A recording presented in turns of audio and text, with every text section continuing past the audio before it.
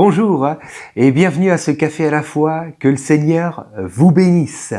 Alors, j'aimerais de suite lire le texte du jour avec vous aujourd'hui. C'est aujourd'hui la dernière fois que nous parlerons d'Abraham. Alors, nous allons lire le récit de sa mort et de ce qui va se passer autour de cela. Nous sommes dans la Genèse au chapitre 25 et des versets 7 à 10. Il est écrit « Voici les jours des années de la vie d'Abraham. Il vécut 175 ans. Abraham expira et mourut après une heureuse vieillesse, âgé et rassasié de jours, et il fut recueilli auprès de son peuple. Isaac et Ismaël, ses fils, l'enterrèrent dans la caverne de Macpéla, dans le champ d'Éphron, fils de Tsochar, le Héthien, vis-à-vis de Mamré. C'est le champ qu'Abraham avait acquis des fils de Heth. Là furent enterrés Abraham et donc aussi Sarah, sa femme. Amen. Alors, Abraham, nous l'avons lu, est mort à l'âge de 175 ans. Peut-être que vous seriez heureux de vivre jusque-là. Ce serait une grande première, en tout cas au XXIe siècle. C'était donc un homme béni. Béni. Pourtant, Dieu avait dit dans Genèse chapitre 6 et au verset 3 que dorénavant, après donc le déluge avec Noé, les hommes ne vivraient plus que 120 ans sur terre. Pourquoi ? À cause du péché qui est là dans le cœur des hommes. Comme pour réduire les conséquences, vous voyez, du péché, que ça aille pas trop vite non plus, quoi. Donc on va réduire le nombre des années de la vie d'un homme. Il ne vivra plus que 120 ans. Et du temps de Moïse, donc quelques siècles encore après Abraham, nous le lisons dans le psaume 90 et au verset 10, les hommes vivent en moyenne entre 70 et 80 ans, du temps de Moïse. Aujourd'hui, on n'est pas très loin, suite au progrès de la médecine, nous sommes plus entre 80 et 90 ans de durée de vie en moyenne. En moyenne. Alors, au-delà des progrès de la médecine, au-delà de la science qui, nous le voyons bien, est quand même très bonne pour nous. Moi, je bénis le Seigneur pour les médecins, pour les remèdes, etc., pour la durée de vie qui s'allonge, même si ce n'est qu'un petit peu, mais merci Seigneur. Mais au-delà de la médecine, savez-vous qu'il existe un autre moyen pour vivre longtemps ? Eh oui, et c'est la Bible qui en parle, c'est en obéissant à Dieu. En obéissant au Seigneur. Éphésiens 6, versets 2 et 3, il est écrit « Honore ton père et ta mère », c'est le premier commandement assorti d'une promesse, afin que tu sois heureux et que tu vives longtemps sur la terre. Alléluia. Voilà certainement le secret d'Abraham. C'est pourquoi il a vécu 175 ans. Il mettait tout ce qu'il fallait, il faisait tout son possible pour obéir à la voix du Seigneur. Je vais vous lire un commentaire juif sur le personnage d'Abraham, afin que nous comprenions vraiment quelle fut sa vie. On en a parlé déjà longuement. Mais pour résumer tout cela, voici ce que les commentaires juifs disent. Abraham fut le pionnier de la foi monothéiste, car jusque-là, beaucoup d'idoles. Et donc, Abraham fut le pionnier de la foi monothéiste, indifférent à la splendeur païenne d'un Nimrod. Il rompit avec l'adoration des idoles avilissantes et de ses contemporains, oui, pour se consacrer et répandre la vérité qui seule peut changer le monde, du seul Dieu de justice et de miséricorde. Il abandonna son foyer et sa famille pour braver des dangers inconnus, parce que la voix de Dieu l'y poussait. Au fil de ses jours, il montra que la foi en Dieu doit se manifester au travers d'un abandon implicite et joyeux à la volonté divine. Il a donné l'exemple à ses enfants que pour défendre l'héritage spirituel confié entre leurs mains, il ne fallait pas hésiter à sacrifier les choses les plus précieuses de la vie, si nécessaire même la vie elle-même. Tout en prêchant le renoncement dans le service de Dieu, il pratiqua la bonté et vécut dans la vérité vis-à-vis de ses compatriotes. Observez sa magnanimité avec Lot, sa juste indépendance à refuser d'accepter tout butin pris par les gens de sa maison. Voyez sa bienveillance à accueillir les étrangers, sa prise de position en faveur de la justice quand il intercède pour Sodome et Gomorrhe. Finalement, la dernière étape de sa vie montre son souci à s'assurer que les trésors spirituels acquis soient transmis intacts par son Fils aux générations futures. En vérité, il est le prototype de ce que tout Juif devrait chercher à être.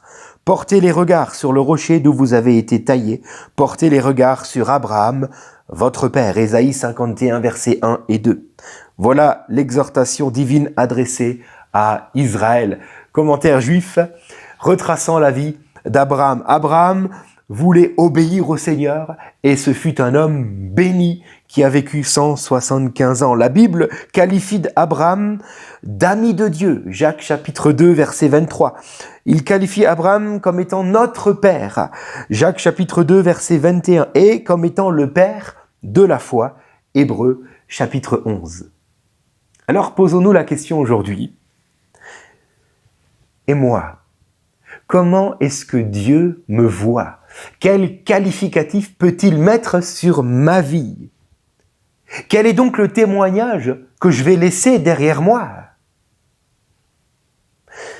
Alors j'aimerais vous parler d'un homme que vous connaissez certainement de nom, bien sûr, parce que c'était au 19e siècle, Nobel, Alfred Nobel. Qui est Alfred Nobel? Pour ceux qui ne le connaissent pas, c'est l'inventeur de la dynamite. Et par cette invention, il va faire fortune. Voilà.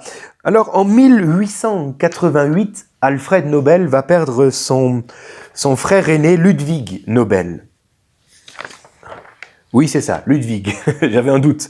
Ludwig Nobel. Et le journal, à l'époque, va confondre les deux frères. Et il va donc écrire un article sur la mort, non pas de Ludwig, mais d'Alfred, se trompant d'homme. Alors, quel sera le choc d'Alfred Nobel, qui déjà est endeuillé par la mort de son frère aîné, quand en plus de cela, il lira dans le journal « Le marchand de la mort est mort ». Il est choqué et il réalise à cet instant-là quelle est l'image désastreuse qu'il laisse autour de lui et ce qu'il va finalement laisser comme témoignage de vie en quittant un jour ce monde. Il réalise que les gens le voient de cette manière-là. Et alors il choisit de changer sa réputation. Il va se lever, il va prendre son testament et faire changer ceci en écrivant que il confère la plus grande partie de sa richesse ainsi que son nom comme une sorte de récompense à celui qui offrira le plus grand bénéfice à l'humanité. Et de là découle le prix Nobel. Alors nous n'avons pas tous la même chance qu'Alfred Nobel de pouvoir voir un peu ce que les gens pensent de nous réellement, parce que tant que nous sommes vivants, les gens peuvent nous dire plein de choses. Mais qui sait ce qu'ils pensent réellement, n'est-ce pas? Alors, on n'a pas tous la même chance qu'Alfred Nobel, mais aujourd'hui, nous pouvons nous poser cette question de façon sincère et devant le Seigneur. Mais que vais-je donc laisser comme trace derrière moi? Quel sera le témoignage de ma vie? Que pensent vraiment les gens de moi? J'aimerais vous dire qu'au-delà de votre vie, au-delà de votre métier, au-delà de votre compte en banque, au-delà de votre réputation, parce que comme je vous l'ai dit, les gens face à nous peuvent dire quelque chose et derrière nous peuvent dire complètement l'inverse, n'est-ce pas? Au-delà même de nos problèmes, au-delà de nos succès, au-delà de nos échecs, au-delà même de notre santé, ce que les gens retiennent de notre vie, ce n'est pas tout cela, mais c'est bien plutôt la manière dont nous traitons nos relations, la manière dont nous traitons les gens qui nous entourent. C'est ça que les gens vont retenir. Qu'a-t-il donc dit, qu'a-t-il donc fait avec les gens qu'il côtoyait? Voilà le témoignage que nous allons laisser derrière nous. Alors bien entendu, que le chrétien devrait laisser un bon témoignage puisqu'il reçoit en lui la lumière du Seigneur. Et donc, il devrait briller pour communiquer cette lumière autour de lui. Mais quel est réellement le témoignage que je vais laisser derrière moi? Quel qualificatif mon Seigneur pourra-t-il m'attribuer? J'aimerais qu'on puisse se poser la question, réfléchir là-dessus et prier. Mon Dieu, merci pour Abraham qui fut un modèle à suivre. le père de la foi quand même, l'ami de Dieu. Seigneur, merci pour sa vie, pour le témoignage de sa vie qui est venu jusqu'à nous au travers de ta parole. Seigneur, tu veux nous encourager aujourd'hui à réfléchir sur le témoignage de notre vie à nous. Seigneur, nous prions donc que tu nous permettes d'être obéissants à ta voix, car c'est là que nous serons un bon témoignage pour tous ceux qui nous entourent. Mon Dieu, nous ne voulons pas réussir notre vie avec tout ce que cela impliquerait, avoir une réussite professionnelle, familiale et tout faire pour y arriver. Nous ne voulons pas premièrement réussir notre vie, même si c'est très bien de la réussir, mais nous voulons d'abord réussir la vie. Seigneur, donne-nous de ne pas avoir à rougir un jour face à ce que notre vie aura pu semer dans le cœur de tous nos proches. Nous voulons avoir de bonnes relations. Nous voulons entretenir les personnes qui nous entourent. Nous voulons leur faire du bien selon Dieu, étant cette lumière que tu nous proposes d'être en ton précieux nom, Jésus. Alors merci pour l'exemple d'Alfred Nobel. Aujourd'hui, que cet exemple fasse écho à nos cœurs et que nous puissions réfléchir à l'impact que nos vies ont autour de nous. Merci Seigneur. Amen. Que Dieu vous bénisse et qu'il vous offre une vie longue et heureuse comme Abraham. Et puis je vous dis à demain. Soyez bénis.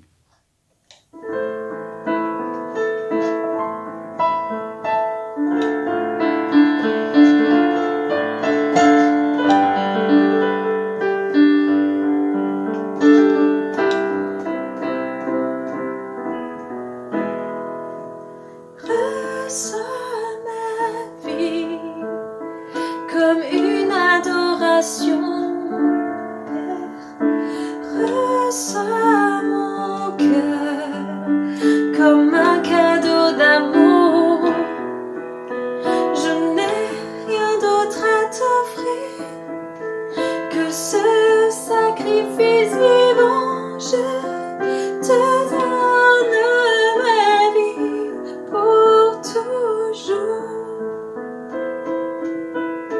J'abandonne sur ton autel en réponse à ton appel, mes visions et mes ambitions, car tu es ma vie, ma passion, et à tes pieds émerveillé, je contemple ta majesté, je te donne sans compromis ce parfum de très grand prix.